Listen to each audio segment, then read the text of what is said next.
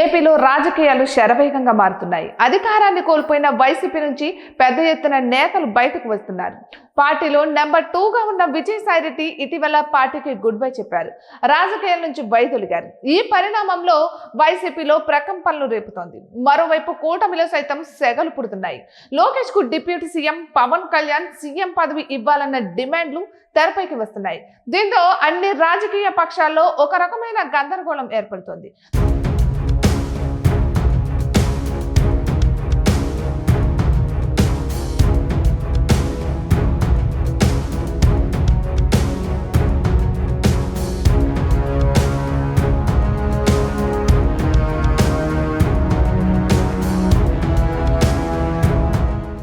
తొలుత టీడీపీ నేతలు లోకేష్ విషయంలో స్పందించారు. ఈ రాష్ట్రానికి డిప్యూటీ సీఎం అయ్యే హోదా లోకేష్ కు ఉందని ప్రకటనలు జారీ చేశారు. అయితే అదే సమయంలో జనసేన నేతలు సైతం స్ట్రాంగ్ గా రియాక్ట్ అయ్యారు. లోకేష్ డిప్యూటీ సీఎం కావాలని టీడీపీ శ్రేణులు కోరుకుంటున్నట్లే పవన్ ఈ రాష్ట్రానికి సీఎం కావాలని జన సైనికులు కోరుకుంటున్నారని జనసేన నేతలు ప్రకటించారు. ఇది కాస్త వైరల్ అంశంగా మారి రెండు పార్టీల మధ్య వాదనలకు దారితీసింది. దీంతో ఇరు పార్టీల నాయకత్వాలు స్పందించి ఇక నుంచి వాటిపై ఎవ్వరూ మాట్లాడకూడదని స్పష్టమైన ఆదేశాలను జారీ చేశారు. అయితే ఇంతటితో ఈ వివాదం ఆగే పరిస్థితి కనిపించకపోవడంతో పవన్ జన సైనికులకు ప్రత్యేకంగా విన్నవిస్తూ ఒక బహిరంగ లేఖ రాశారు.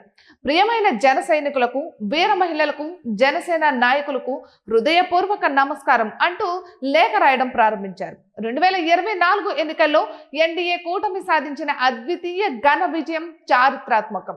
ఇది కేవలం ఒక్క కూటమి బలమే కాదు, గత 5 ఏళ్లలో వైసీపీ సాగించిన నిరంకుశ పాలనపై, పాలకుల అవినీతిపై, సంఘ విద్రోహ చర్యలపై, చట్టసభల్లో వారు చేసిన జుగుప్సాకర వ్యవహార శైలిపై, శాంతి భద్రతల వైఫల్యాలపై విసుగు చెందిన ప్రజలు సుస్థిర ప్రభుత్వం కోసం, స్థిరమైన నాయకత్వం కోసం, రాష్ట్ర పాలనను, అభివృద్ధిని గాడిలో పెట్టేందుకు అనుభవం కలిగిన పాలన, భావితరాల భవిష్యత్ గురించి ఆలోచించే నాయకులు కలిసి రావడంతోనే ఇది సాధ్యమైంది అని పవన్ అన్నారు.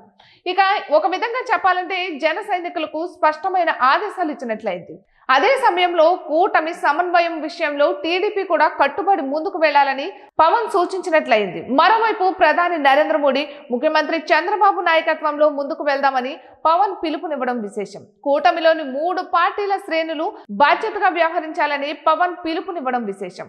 అనవసర వివాదాల జోలికి, విభేదాల జోలికి వెళ్లొద్దని, సోషల్ మీడియాలో వచ్చే తప్పుడు వార్తలపై, కూటమి అంతర్గత విషయాలపై వ్యక్తిగత అభిప్రాయాలు వెల్లడించవద్దని కూడా పవన్ సూచించడం విశేషం.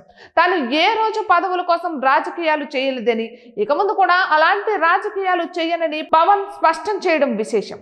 ఇక క్రమశిక్షణ కట్టుదాటడంతో కూటమితో పాటు జనసేనలో క్రమశిక్షణ కట్టుదాటినప్పుడు డిప్యూటీ సీఎం పవన్ కళ్యాణ్ స్పందిస్తూ ఉంటారు. ఇప్పుడు కూడా అదే పరిస్థితి రావడంతో పవన్ స్పందించాల్సి వచ్చింది. ఒకవైపు జన సైనికులను కంట్రోల్ చేస్తూనే టీడీపీ శ్రేణులకు సైతం శుతిమెత్తగా హెచ్చరించారు పవన్. కూటమి పార్టీలో విచ్ఛిన్నం తేవాలని వైసీపీ సోషల్ మీడియా ప్రయత్నిస్తోంది. ముఖ్యంగా సీఎం, డిప్యూటీ సీఎం పదవుల విషయంలో జరుగుతున్న వివాదాన్ని మరింత రచ్చ చేసే ప్రయత్నంలో ఉంది.